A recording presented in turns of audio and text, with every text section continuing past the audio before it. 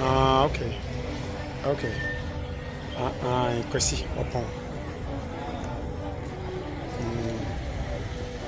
Enti kamia ye say ase kusa se fo ne man prison for nankasa na no. Omunye ma yeso mo pasumdwe o. Kusa se ne man prison for nankasa na omo no ntawanta obeda omu ntem a omo pe no kuma si brana. Kamia se omu ankasa omu nya ready se omu be se omu gyan tokwa ne ko. Omu ankasa je omu adwene se omu pasumdwe. Medofo Otumfuo afre boko ntawanta na ekoso no. Wafra himfu mieni. Kusa se fo hen eyesu gran azegre azoka. Wafro no any man prison for hene Abdullahi Mahami atena asem no so enne wastate asem no nra ene na omo etena asem no so bi e wo manhyia ahemfi ai no mema wo nkyeremu na Otumfuo fro mu ba kumase enne no kusasi for no man prison for Asia kumase no e kakakra bi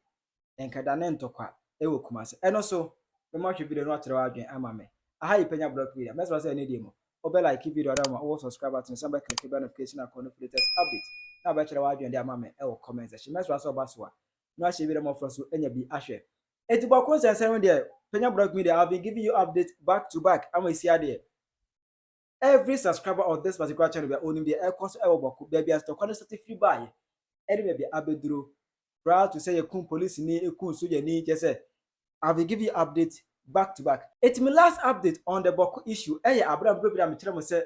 Otumfuo I reacted to the fact that Mahama Echiremo said Oba that no even for man Otumfuo ba. I'll make sure say Obi na say Bawku Ntawanto say ono kwani nipa Ghana hanam no. Oya asumdwe hina ye twa ani a ekoto nanim obetuma asumdwe aba Ghana ha say. Eti Otumfuo so the press statement e by and we Echiremo say okay o amanane obedru Ghana 28th, 29th and 30th April. Ekosi 1st May no de betena asem na enkosi 1st May die na je se nhwegu ni bia akoso awie na wobu atan ama ba bia ade no eda no wo de ato ho no mo eti enra na se Otumfuo etena asem so da edikai as a head setup no dia ni se Otumfuo oni agro manhyia himfie esine court ora se na himfie ho be je se omu siesie ho no yi ankasa ni se hotwa ntia no se odi nka tena asem so de na eye first day ni asem no is so sensitive no na media participation media involvement in the case no eno na it wasn't so encouraging but eno no there at least media for no ya head am mu kwai aboma continue no sorry say yentima amrem update but ene Otumfuo sa tena asem no so biem na ene no ana se kusasefo animal prisonfo mabru ni bi so efri omu ekrom ebeduru kumase ase omu na ebe support asenie na ekoso na ombe ye na se NGO FM for ese omu no mbedi nkomo enkomo keka omu no mu die no ekentokwa yesimu Okay. Okay. Kwesi upon.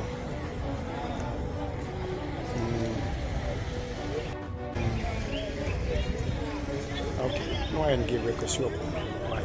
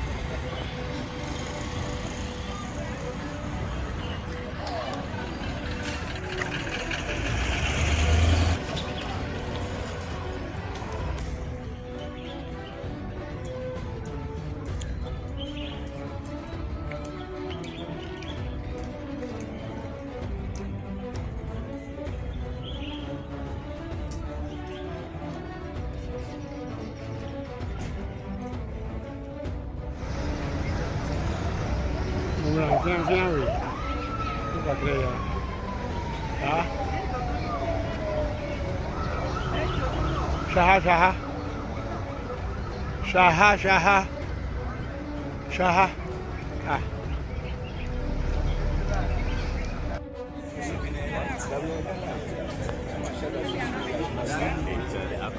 Agawe.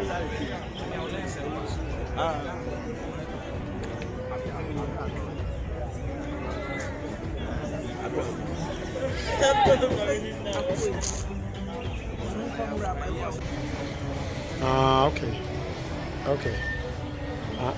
Kwesi upon.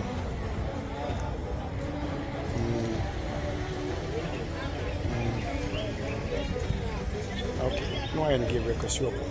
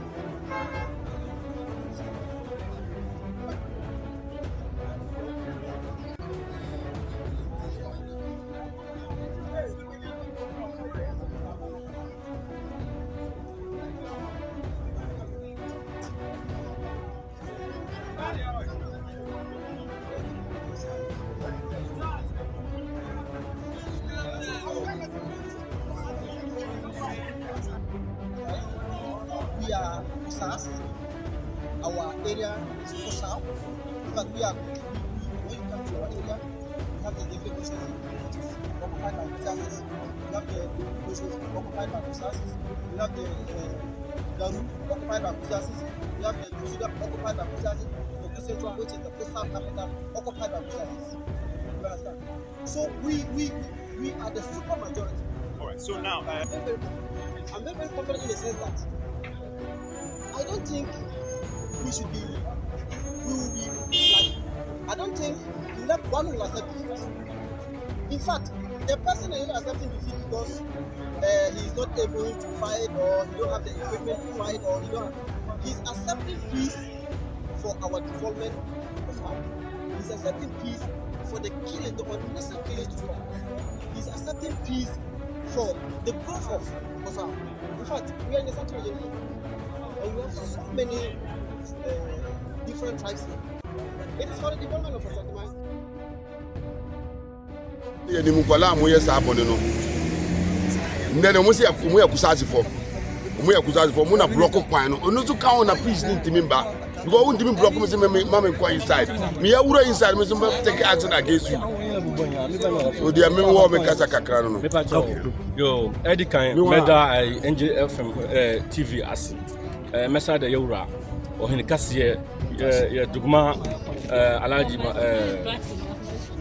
maame shirga yɛda no ase baabi a ɔwɔ biara nyame ma no ahoɔden na wɔmboa no mampusifoɔ sɛbi Ghana ha nyinaa obiara nim yɛ asomdwefo yɛdɔ nipa yɛdɔ ɛho paa yɛgye ahɔhɔ Omatna asumdemu over 400 years. Yɛdɔ nipa paa oba na lerua kusasi fo ho a ɔmote hɔ asomdwemu yɛne ɔmo ne ntakwa oba walewale a kusasi fo yɛne mo na te hɔ asomdwemu baabi a mampusifo ɛwɔ ne mampusifo kuro no nyinaa no yɛne ɔmo ate hɔ wɔne bia ne hɔ desi nyinaa no ɔmo na asam no afiri ɔmo hɔ yɛrede sɛ yɛne ɔmo nyinaa bɛtena ase asomdwemu na so no ade a ɛnyɛ wo deɛ a hu sɛ ɛnyɛ wo deɛ ɔhɔ no kwa ɛna yɛne ɔmo ɛne nti aseɛ even the asam no si nyinaa no yɛdi kɔkɔt yɛnko force na kuro no tompɔn wɔretɔ light wo saa kɔti nsuo mese wode nsuo pure water kora bɛkuro mu kɔtɔn kora na ɛyɛ ɔmo ya sɛ yɛpɛ sɛ ɛkum nipa no wɔ kuro mu hɔ na ɔmo mfiri kuro mu hɔ sɛbi na kuro no yɛ wodi a saa adwumbɔ no wɔ yɛbɛwɔ nti ɛdeɛ na sese ano yɛpɛ asomdwe no ɛdeɛ na wobɛsrɛ sɛ bɛyɛ asomdwe bɛtumi afa bɛsrɛ ɔmo sɛ ɛne ɔmo nyinaa ɛyɛ baako because yɛyɛ bi da ɔmo ɔhene no a yɛfrɛ no ɔmo deɛ ɔmo aklem sɛ ɔyɛ ɔmo hene no yɛgye no ato yɛ fie ɛhwɛ no ama na asase yɛtwa yɛ asase asifie ma no awale ma no ɛnɛ wo pɛ sɛ wobɛgye ahendeɛ afiri yɛ nsɛm wosua ahendeɛ sɛbi wo mesra meka wobɛtumi abɛtena sɛ yɛna dɔɔso wɔ kuma asanti no wobɛgye adeɛ ɛbɛyɛ yi nti saa samwe ɛna ɛyɛ dadwini ɔmo kae na ɔmo sɛ yɛn ɔmo yɛ baako because ɔmo bɛtena ayɛ hɔ ama yɛn ɔmo tena wɔ asomdwe over decades 400 years ɛna prɛko sɛ yɛyɛ democracy nti mo pɛ sɛ mo gye mo ho ɔbɛ aso ɛnrulu mu wotu mo baabi mo so mo wɔ ahindie wɔ hɔ nti mɛsrɛ sɛ ɔmo come together na nyinaa ɛnyɛ baako yɛ busua nti yɛsrɛ ɔmo ka ɔmo kuma ɛnto yam wɔn bia ne yɛn ɔmo tena over years no yɛn kun da yɛnyɛ afi da yɛ ɔmo hwɛ no na ɛde nsɛm nyinaa ɛba nti ɔmo ngya ne nyinaa anfasin asomdwe o de baabi a deɛ ndɛ hɔ ne yɛsrɛ Otumfuo na kɔmpɛnti wɔn ma ne kora baabi a ne kora ndɛ hɔ ne asomdwe bɛba ne asomdwe yɛda yɛwura ase sɛ wɔtumi atena asɛm wei ama asomdwe ayɛ dɛ aba ana yɛsrɛ yɛwura yɛsrɛ no sɛ bibia nokora ne da no yɛsrɛ no yɛmfa nokora ne da na asomdwe nso yɛ dɛ ɛnyɛ adwuma yɛda no ase nyankopɔn ma na yɛndie no nkɔ soro nyankopɔn bɔ no ho ban nyankopɔn bɔ no ho ban yɛda ase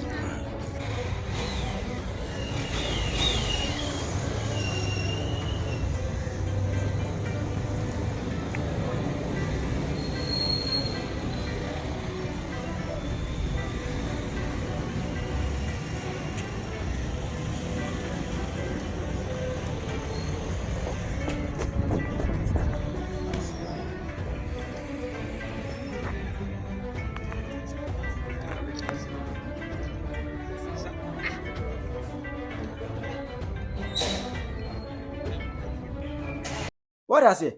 Ye bu sama no asem keke. Ye so bi kire se ye ntwema. O ntwema hwan? Why na o ntwema no? Sade ade a kusa se fo no ye de. So mo hwan ene yes o ntwema hwan? Asem yi ya fra mo betena asem no kan boko. Ha na mo uno bondo kwa ha na be kan asem. What I say? I want to say mabuti for they are still shifting blame say e kusa se fo no and cause all this mayhem. Hold is block kwan so mo bia makuro no mu any ade na Otumfuo akasa kwatena asem no so na ne de yenkotie emfree angel tv for o makache senior asenie no esi koye ene na yenko manhyia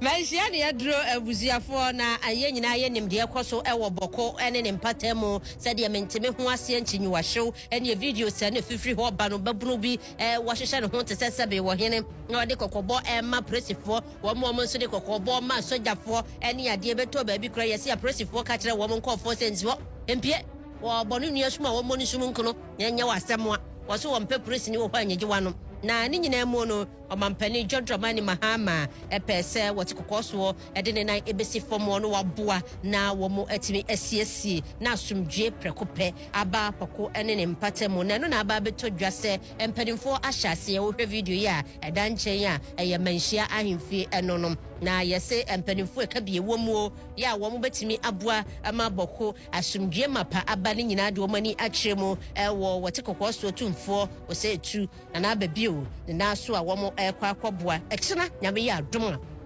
ani ye hwe ni mo se asumdwe ekasa no ebehya akwa akopem se ebehunu se asumdwe mapa ede ahim ewo ho yama ne boni eye kwasi opon ebeboa ye waba homa no so okay eti ye ne ekwa akodi nkomo ewo ho akwasi opon we nana ya tira aboje sango de se kon mejo so ya de se kwasi na moko adie awadi adom boko nana ya da nyankopo ase bedehie papa bi na ya nyane ntie semperimfu ekabie wo maba bepie mo ewo Manhyia ya ni nyina enam boko asubdwe a ya ba besi hu nkonwa no eho me hwe obo mi mu sai na etie pa nana ya no kure sabe gana nyina ani da kwan sa asumdwe de eye edimpuntuo ene ahoto ena afei so amanwe ena eba bebia ne sentino no ebra mente mo ase ne pente esore ewo boko ewo sim tifi mantem ho no no na eyade obia ehwe kwan se brebe ena sebi ekuro bewu amadwoa atwetwe na afei obia tumi atina koje gu fom amasomdwe aba na enam so ema abandada otwam yenhye edi saa nhi nyina de hye Asantehene Otumfuo o se ti o to so mienu nisa se ayebiafo wayebi pen enim ne esi yendi kwan afa so egina ye ema ebusua mienu ene omotumi eno asomdwe buwa mu ne santi ne abai no ye be fan e de aba be down abanfo e baye and his excellency John Dramani Mahama only na ban ese ampa we na mampa se osuso otoa so betumi aboa ne santi ode to Asantehene ni ma Asantehene so ye hye nyina ena jebo ejenya bedu Asantehene tia na chekra bra obedu ye ntemu a na krata akwa financial sketch mo ba bedu se nyame aduma ochina oforiso busu de to 28 April mu no obaya hye na woni afenu no ahia ena ye ahye mienu a enu akosie yehwe mu kire se Asantehene asoma ma okọ esema ntifi ho no mokọ boko so nkofa fanu mienu nyina enfom na no enne ababe dru omo nyina be dru ama opo be bia mo wasoe kama yehwe ni musa nyame adma okina no Asantehene betena sie ne se ebeye betwemu no betena na se de camera mpo be si wonso anase be kokwa mu ne de enya emetodwa nenso no yeda so kutu Manhyia ayinfia no mse ne be koso no de dodo na pevuno ne pa hwe ne peti no ye betumi e de abratifo na yewo Manhyia ho mo aye twen se nki be hu se nananom ne ewura no e be no ne hu se ka tintin bi so efiri Asante mampon ya kudu kwini kopne ansa na obekwa no so no eye boko de no ye hwe ndi mu se enasei ena bedie ya sa kasa asomdwe kasa ne nyina bekoso na me ya sede embre a ebedie ne na ebedie ne do hwe bedie enya metotwa nanso ayetania ko antinti bia ko wie krotia ne sentre na me atom na se ochina no o hyase a me tiri ye omo ewia se ne ebe ko bia no se obekasa se onkasa no da ebenya ho popoye ametiefo enso a etwen ne ebepi ho aba no so no etumi atibi. Okay, medasi afa yanko Asante mampon na mbuye medasi entibra ye wo Manhyia atwe mu ano na ye hu se ba asente bi so efri Asante mampon afri private cars akese bi ka ho a eso dipa ni tiri ni titire ebinum aya dehye efiri eya santoma mpon himfie epa ebepi mu o Asantehene abuwa no e wo Manhyia fikesie mu na baabi a bro no bepi so ne efre ho no mo pampa so ho ana okosiaye na woni Asantehene kosiaye a ne oka nyina ne se obaya woni da kotomu jemu woni aprese krodom sanse odupon kasie si mampon no etutu ampa brichia bo mampon man no ne nyina ne se oye Manhyia dasebre osei bonsu ya ono ena eti dwetedwaso Asantehene eni ho a sede Asante amamre na esi mu atie no Asantehene etisika kokoso ena de otoso yudi Asantehene tipe no ono so eti dwetedwa eso ono sabrede watoa nananum ewo nekura ne senti waye kusuma mania bebo Asantehene mania Asantehene so ama won kwai se won ko won kusi twene so sede Asante amania tie no emmum fankyere mampon man no na afi no kire entutuye ne je obia no waye nam so ema nananum aye kusuma mania amwa sa da woni adwani akyere mu Asante mampon ya okusi twene so na afi wade na di se sa de di otie na nkenu ekehye so okotena nkedura ba na nkenibia kasa na mokoya wa mo enti abrichi kese ena abo eye Asante mampon ene Asante mai ono ena ya Asante man nyina krontiri de senti no asem ena aba enti no amane bono ekoye no ebebusa se sei ena Manhyia fa ansem no Manhyia ene ohwese de Manhyia tie dada no a ye hunu Manhyia sa Manhyia ye din sa unhusi ebiebie enwuma ekoso nipa edi ahyemfe ni ade nyina no ebi kakra bi na abegunu wo hwe atmosphere ewo Manhyia ahemfie ho no mo a enne na kyese bebia ye din obatia na nipa ekina miensa asa wonti dede bia ekoso a na kyese utusa ampa ensakyerɛ anase sencheni bi asi ewo amania wode abebo opimso Solomon enne no na enye fedi agorokra na ne ya kwasi we de kosoa na edi ensem ne nyina echi nyame ya adoma ye besan so aba wo bi mu medase so we ne ensem a ye etwagu ye ewo abra enne Otumfuo efre ahemfo kokudam yenu yi eyezuga na zekre azoka kucha Asantehene en Abdullahi Mahami a onu se mampute hene concern boko Christ a open kumasibre otena asem no so enne ede etoso mienu no aseni no sei ana esikoye kire wadwe mame ewo comment echina ene ne yawada ana aseni ebekwa wiye ujiri se hwan ana aseni enkwa wiye no yebetimi abolishire asabo ne pad ayese obedi enkunim obetwa kire wadwe de mame ewo comment section hi Penyah Media.